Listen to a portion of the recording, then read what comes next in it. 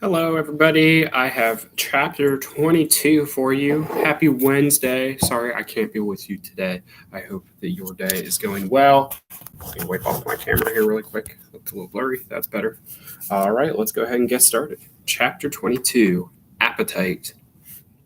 Oh, to be a vampire again, Harvey thought. To have claws and fangs and a hunger for blood upon him, like the hunger he'd had at that distant Halloween. The hunger he'd turned from in disgust.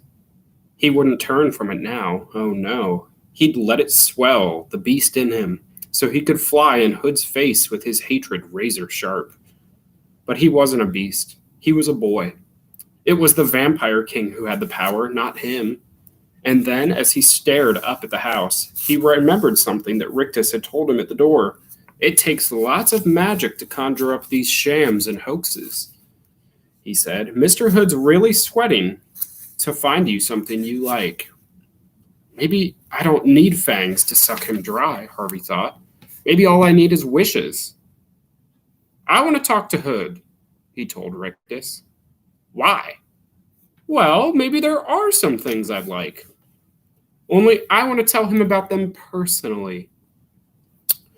He's listening, Rictus said, glancing back towards the house. Harvey scanned the windows and the eaves and the porch, but there was no sign of any presence. I don't see him, he replied. Yes, you do, Rictus replied. Is he in the house? Harvey asked, staring through the open door. Haven't you guessed yet? Rictus replied. He is the house. As he spoke, a cloud moved over the sun. The roof and walls darkened. The entire house seemed to swell like a monstrous fungus. It was alive, from the eaves to the foundations, alive. Go on, Rictus said. Speak to him. He's listening. Sorry, I have a little sticky on my finger. I just ate an apple. Harvey took a step towards the house. Can you hear me? He said. The front doors swung a little wider, and a sighing breath from the top of the stairs blew a cloud of Jive's dust out onto the porch. He can hear you, Rictus said. If I stay, Harvey began. Yes, said the house, making the word from creaks and rattles. You'll give me anything I want? For a bright boy like you, came the reply. Anything. You promise? On your magic? I promise. Just say the word. Well, for a start. Yes. I lost my ark. Then you must have another, my lad, the Hood house said. Bigger, better. And a board of the porch folded back as an ark 3 times the size of the first one rose into view. I don't want lead animals, Harvey said as he walked towards the step. What then? Silver? Gold? Flesh and blood, Harvey replied. Perfect little animals. I like a challenge, Hood said, and as he spoke, a tiny noise of bellows and roars rose from the ark, and the little windows were flung open, and the doors flung wide, with 100 animals appeared. All perfect miniatures, elephants, giraffes, hyenas, aardvarks, doves. Satisfied? Asked Hood. Harvey shrugged. It's okay, I suppose, he said. Okay? It's a little miracle. So make me another. Another ark? Another miracle. What would you like? Harvey turned his back on the Hood house and surveyed the lawn. The sight of Mrs. Griffin watching with puzzlement inspired the next request. I want flowers, he said. Everywhere. And I don't want any 2 to be alike. What for? You said I could have whatever I wanted. You didn't say I had to give you a reason. If I have to do that, all the fun goes out of it. Oh, I wouldn't want that, the Hood house said. You must have fun at all costs. So give me the flowers, Harvey insisted. The lawn began to tremble as though a minor earthquake were underway. In the next moment, countless shoots pressed up between the blades of grass. Mrs. Griffin began to laugh with delight. Look at them! Just look! It was quite a show. Tens of thousands of flowers bursting into bloom all at the same time. Harvey could have named a few of them if he'd been quizzed. Tulips, daffodils, roses. But most of them were new to him. Species that only bloomed at night on the high Himalayas or on the wind-set plateaus of Terra del Fuego. Flowers with blooms as big as his head or as small as his thumbnail. Blooms that stank like bad meat or smelled like a breeze from heaven itself. Even though he knew it was all an illusion, he was impressed and said so. "Looks good," he told the house. "Satisfied?" It wanted to know. Was its voice a little weaker than it had been earlier? Harvey wondered. He suspected it was. He showed no sign of that suspicion, however. He simply said, "We're getting there." "Getting where?" "Well, I guess we'll know when we arrive." A low growl of irritation came from the house, shaking the windows. One or two of the slates slid from the roof and smashed on the ground below. "I'm going to have to be careful," Harvey thought. "Hood's getting angry." Rictus echoed that thought. "I hope you're not stringing Mr. Hood along, because he doesn't like that kind of game." "He wants me happy, doesn't he?" Harvey said. "Of course. So, how about something to eat?" "The kitchen's full," Rictus said. "I don't want pies and hot dogs. I want—" He paused, ransacking his memory for delicacies he'd heard about. "Roast swan and oysters and those little black eggs." "Caviar?" Rictus suggested. "That's it. I want caviar." "Really? That's disgusting." "I still want it." "And frog legs and horseradish and pomegranates." The meals were already appearing in the hallway, plate upon steaming plate. The smells were tantalizing at first, but the more dishes Harvey added to, the more sickly the smell became. He rapidly began to exhaust his menu of real meals, however, so instead of giving the house easy recipes like meatballs and pizzas, he started to invent dishes. "I want crawfish cooked in cherry soda and horse steaks with jelly bean sauce and Boston cream cheese and pastrami soup." Wait, Rictus said. "You're going too fast." But Harvey didn't stop. "And pumpernickel stew and snail fudge with pig's foot clusters." "Wait," the house howled. This time Harvey stopped. In the heat of his invention, he hadn't even looked to see if Hood was supplying him with these edibles. But now he saw all the dishes he'd demanded piled so high in the hallway that they were threatening to topple out and float the ark on a noxious sea of sweetmeats and stews. "I know what you're doing," said the Hood house. Uh-oh, Harvey thought. It's on to me. He looked up from the feast at the door to the facade and saw that his plan to drain the house of its magic was indeed working. Many of the windows were now cracked or broken. The doors were peeling and hanging from their hinges. The porch boards were twisted and blighted. "You're testing me, aren't you?" said the Hood house. His voice had never been melodious, but it was now uglier than ever, like the rumble of the devil's belly. "Admit it, thief," it said. Harvey took a deep breath and said, "If I'm going to stay and be your apprentice, I need to know how powerful you are." "Are you satisfied?" the decaying house demanded. "Almost," said Harvey. "What more do you want?" What more indeed, Harvey thought.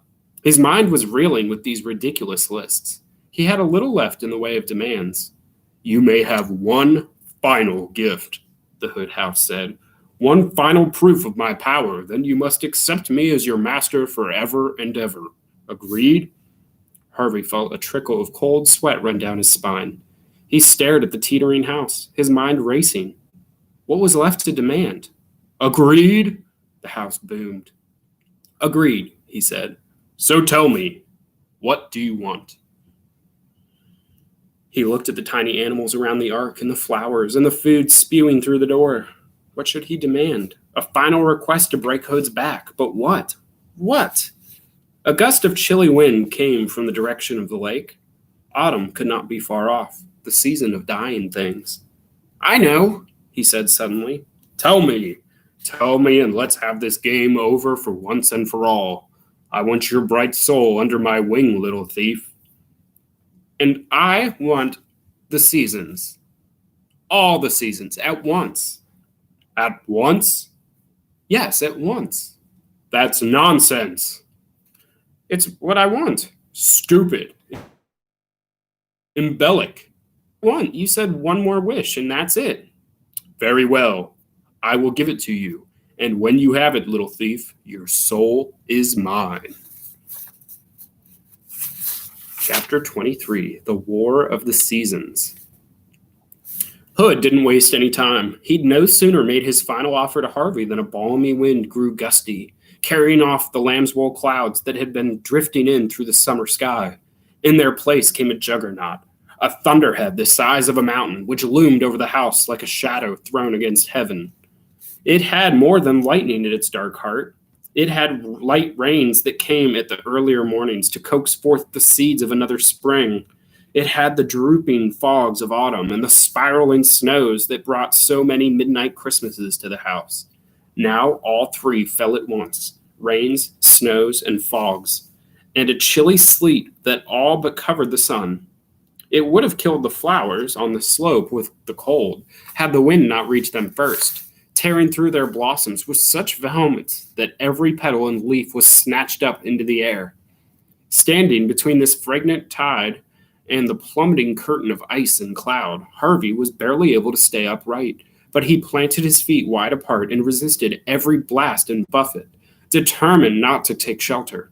The spectacle might be the last he set eyes on as a free spirit, indeed, a living spirit. He intended to enjoy it. It was a sight to behold, the battle the likes of which the planet had never seen. To his left, shafts of sunlight pierced the storm clouds in the name of summer, only to be smothered by autumn's fogs, while to his right, spring coaxed its legions out of bough and earth, and saw buds murdered by winter's frost before they could show their colors. Attack after attack was mounted and repulsed. Reveal and retreat sounded 100 times, but no one season was able to carry the day. It was soon impossible to distinguish defeats from victories, the rallies from feints.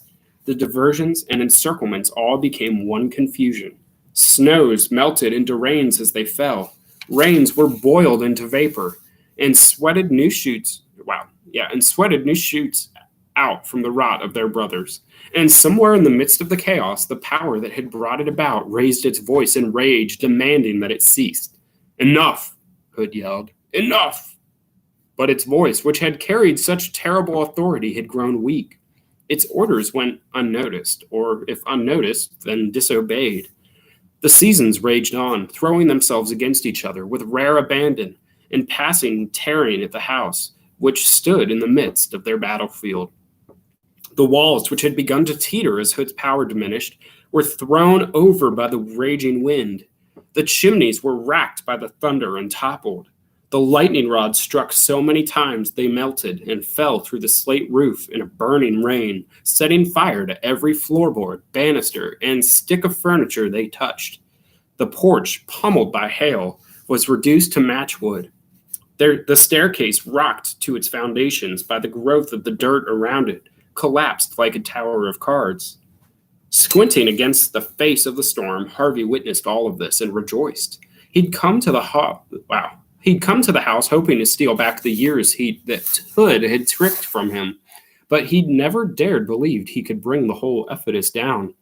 Yet here it was, falling as he watched. Loud though the dins of wind and thunder were, they didn't drown out the sound of the house as it perished and went to dust.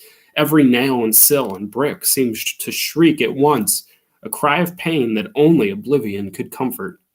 Harvey was denied a glimpse of Hood's last moments. A cloud of dirt rose like a veil to cover the sight, but he knew the moment the battle with the Vampire King was over, because the warring seasons suddenly turned to peace. The thunderhead softened its furies and dispersed. The wind dropped to an idling breeze. The fierce sun grew watery and veiled itself in mist. There was debris in the air, of course, petals, leaves, dust, and ash. They all fell like a dream rain, though their fall marked the end of the dream. "Oh, child," Mrs. Griffin said. Harvey turned to her. She was standing just a few yards from him, gazing up at the sky. There was a little patch of blue above their heads, the first glimpse of sky these few acres of ground had ever seen.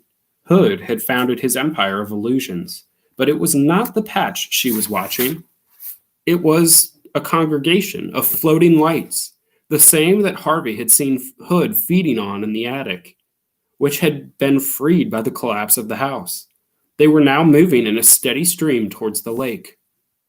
"The children's souls," she said, her voice growing thinner as she spoke. Beautiful.